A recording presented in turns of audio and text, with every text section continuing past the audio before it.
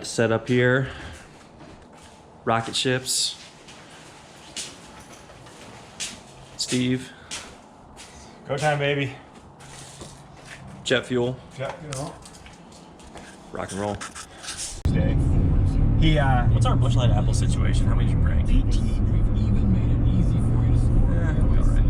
What's up, everybody? It's the Beer Lab crew heading north. Jake and Steve here up to the Bell's Iceman Cometh Challenge, world's largest mountain bike race, annual pilgrimage from Kalkaska to Traverse City, and unofficially the world's largest mountain bike party. This is the inaugural year for Beer Lab's team. We're going to be well represented in both the race and the after party situation.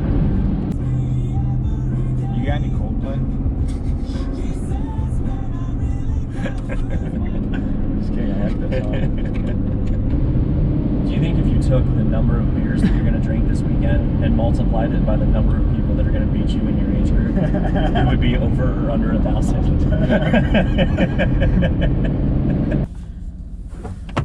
Just finished up with a little pre-ride at the start. Steve, what were your first impressions? It was pretty windy coming out of the airport. I'm not sure what that's going to be like tomorrow. Once you get out of that, pretty good. Then the first section of 2-track is really sandy. Stay to the left. Try not to get stuck in the middle because you have no outs there. That's kind of my 2 cents on it. What would you say? I'd say it was worth the trip for sure, checking it out. I would agree to that. Definitely obvious pinch point at maybe 2.5, 3 miles in where you hit single track. So getting out hard and fast is going to be a key.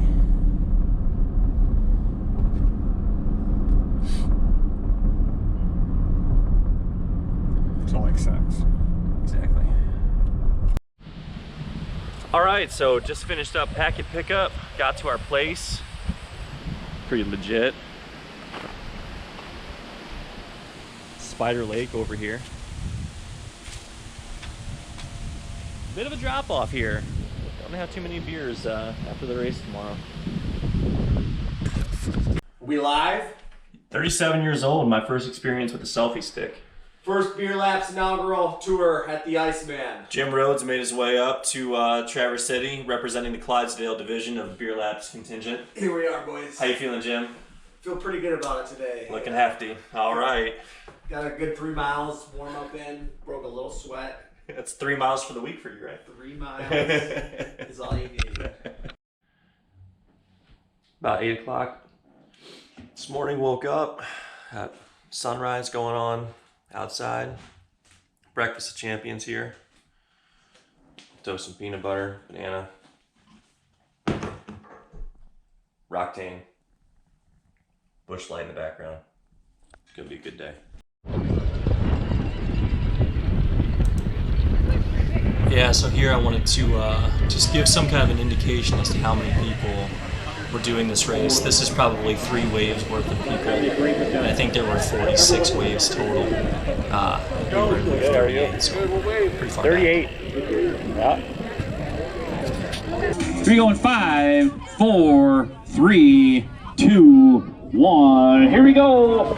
Enjoy So since we started so far back in wave 38, because we'd never done this race before, we kind of wanted to get off the front as fast as possible. Not necessarily drop everybody, but just try to make sure that we had some free trail when we got out of the airport. The first section of 2-track was pretty sandy, so not having a crowd was kind of the goal, and sort of effectively pulled it off. I think there was a group of 4 of us out of this wave after we left the airport.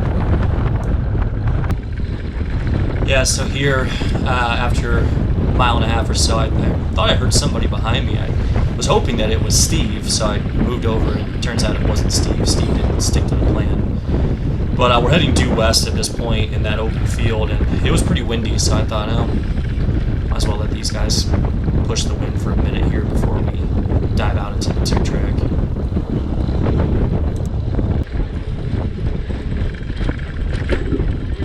Yep. So far, so good, buddy. Passing lap. So we just left the airport grounds, maybe, I don't know, two miles in, and we started catching the wave in front of us. That guy just passed us. from the wave ahead of us.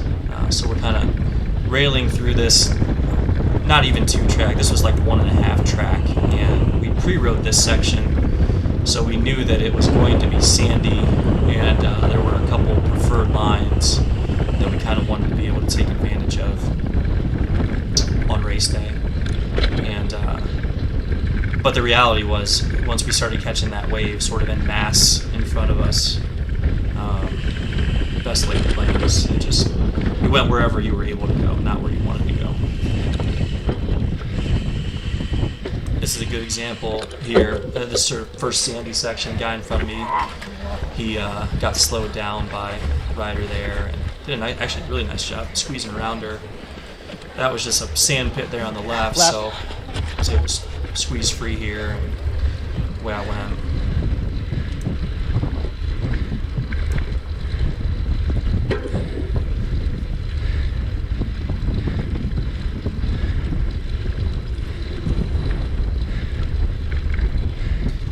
I'm breathing like Phil Mickelson during the match at this point.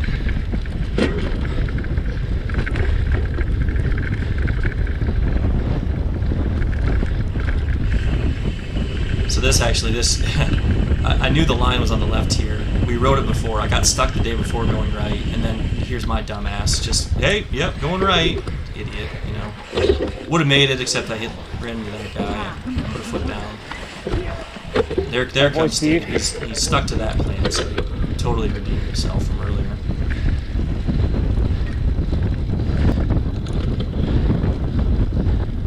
Fortunately for me, and unfortunately for him, he gets kind of held up here on this little turned up, incline. buddy. I was able to catch him.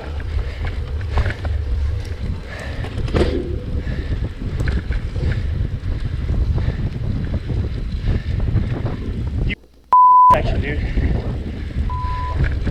Yeah, that little editing there for content. Yeah, so as soon as we hit the single track, we get stuck behind that guy, which was a sign of things to come. This is quite a bit further on in the race here, maybe midway through, and we entered this area single track, and it was just a train that we were barely I'm not gonna do anything dumb, but if there's a minute,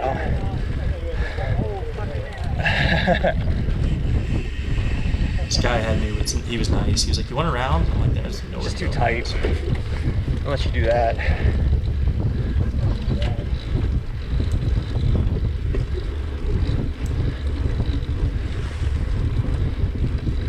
Yeah, so that's 20K left. So. If there's room. Yeah, I mean, it's just nowhere to go. 12 miles or so.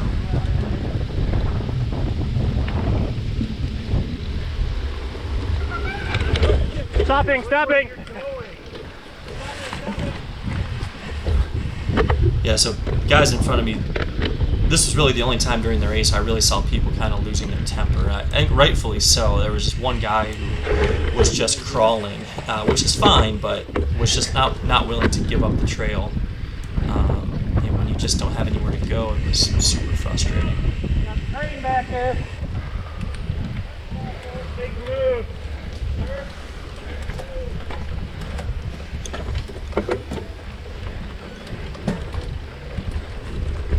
Yeah, so this went on for, it felt like 10 minutes. It probably wasn't 10 minutes, but it was a long time, and it was nice. You could catch your breath, but you only Stopping. need a minute for that, and then kind of ready to go again. Careful, careful. Yeah, so here's some of the guys I think just tried to force the issue and pass on a section where you really shouldn't pass on, and finally we get pulls off, puts a foot down, and away we go. Thanks, buddy. Appreciate it. Finally able to go at some kind of a normal speed now at this point.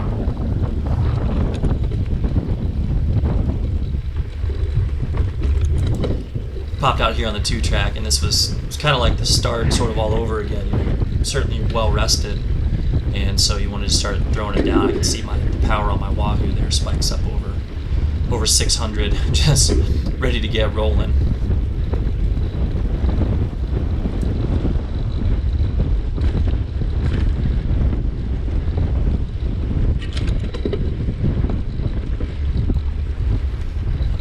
These were kind of frustrating moments here where you kind of want to get around, but you got a guy walking his bike on the left-hand side there and lose some momentum.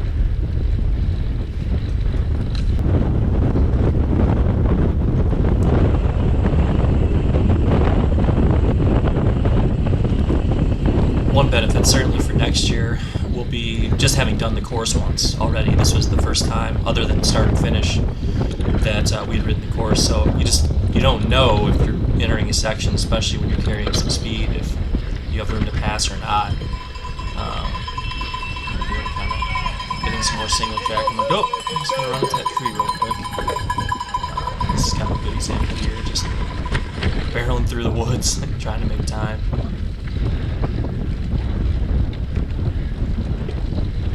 This guy in front of me here, he was in my way, finished right in front of me. We kind of went back and forth a little bit throughout the day. It was nice to see a friendly face, or a friendly backside, I guess. Cause I don't know if your strategy is better or mine, but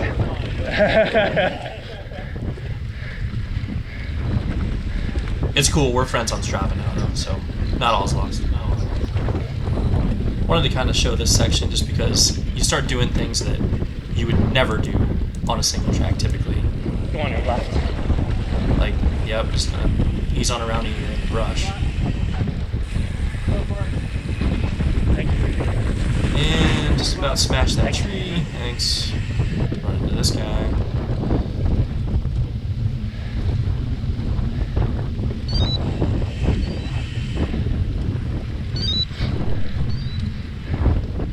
Going on your right here.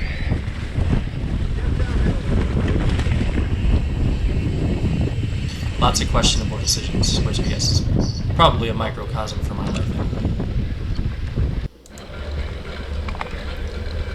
This is getting towards the end here. This was I don't know, I can't really tell, but well, I guess the people walking their bikes would give you some indication that this was somewhat of a steep climb, coming fairly late in the race.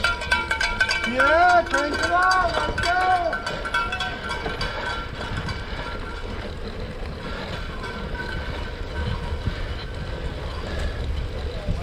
Got to the top here, and one of the guys I know from back home rolled up and says hi. Oh, it's Jake, right? Yeah. Oh, man. Tell me you're not weight 37. 38. Oh, shoot, dude. You're killing it. I was really way ahead. Rolling. Good job, man. Keep it up. Yeah, that's Wes Muller, future Beer Labs member. So we pre-rode this section. This is close to the finish, and my buddy Casey, who's done this race a bunch, is like, hey, there's this awesome line on the right here up these routes. You'll blow by whoever's in front of you. And I don't know, apparently I just didn't have the pop in my legs to accelerate fast enough to get around that guy. So that was just a wasted effort. On your left.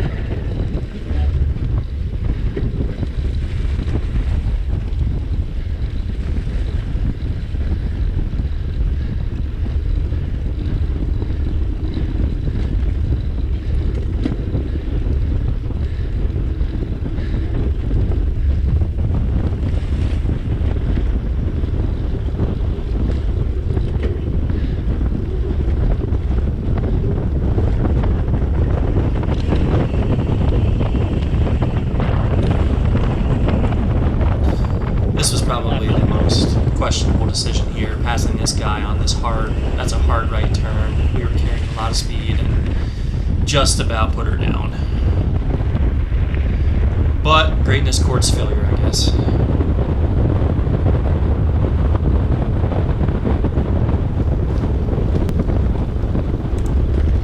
So we're getting down to maybe 2.5 miles to go. At this point, everybody's kind of ramping it up a little bit. This guy's giving it the beans. On your right.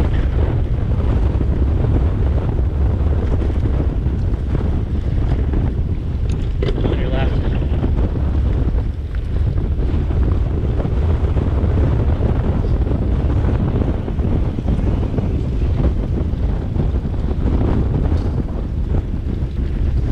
On your right.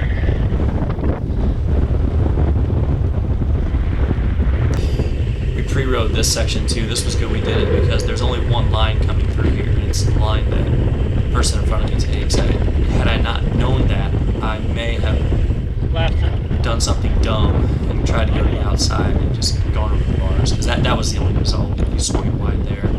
Now we're getting real close to sort of the nitty-gritty here. 1K left, cyclist level metric system, and spandex.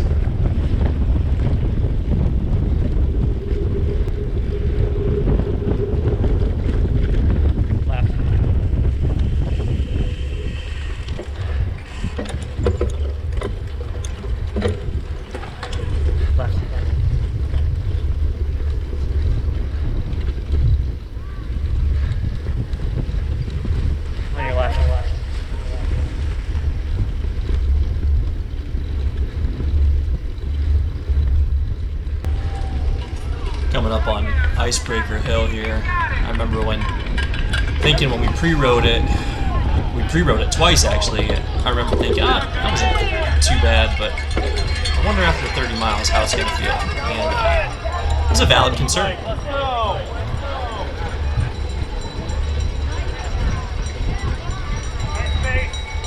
Hard left, pitchy finish, you're good to go.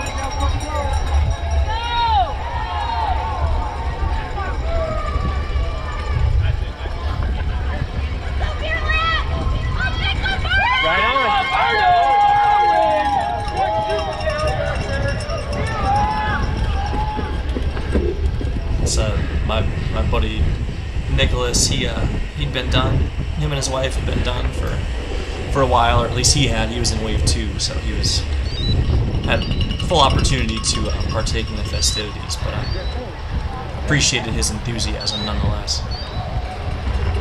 I remember thinking as we were coming through here the day before that wherever you were at on top of the hill was probably where you were going to finish, just because it was just so tight through here. But I think you get so comfortable passing people throughout the day that you continue to make bad decisions, which was passing groups of people in this real narrow area. In fact, coming up here, I think I tried to bite off a little bit too much and almost put it down.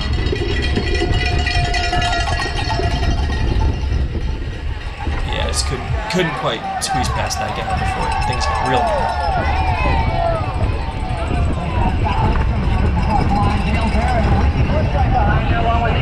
Now we have another big group coming through. Cool way to finish it. On your left.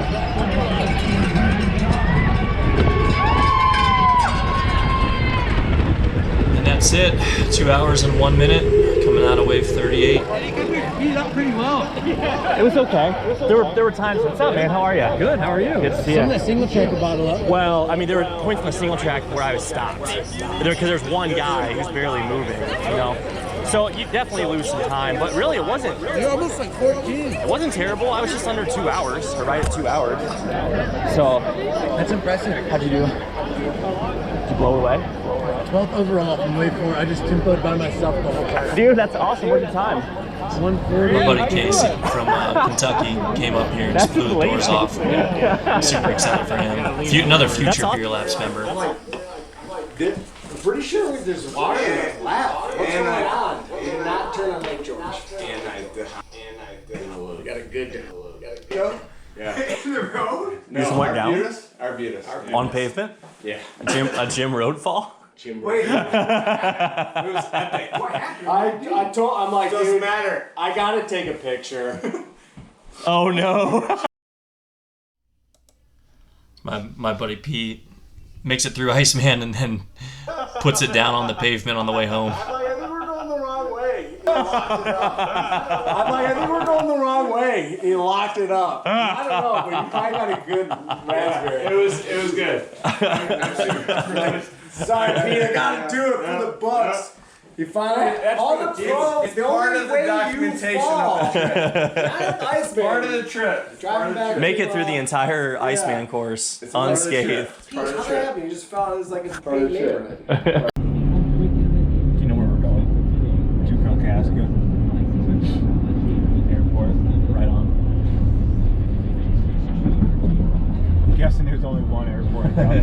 So I think we'll be able to figure it out.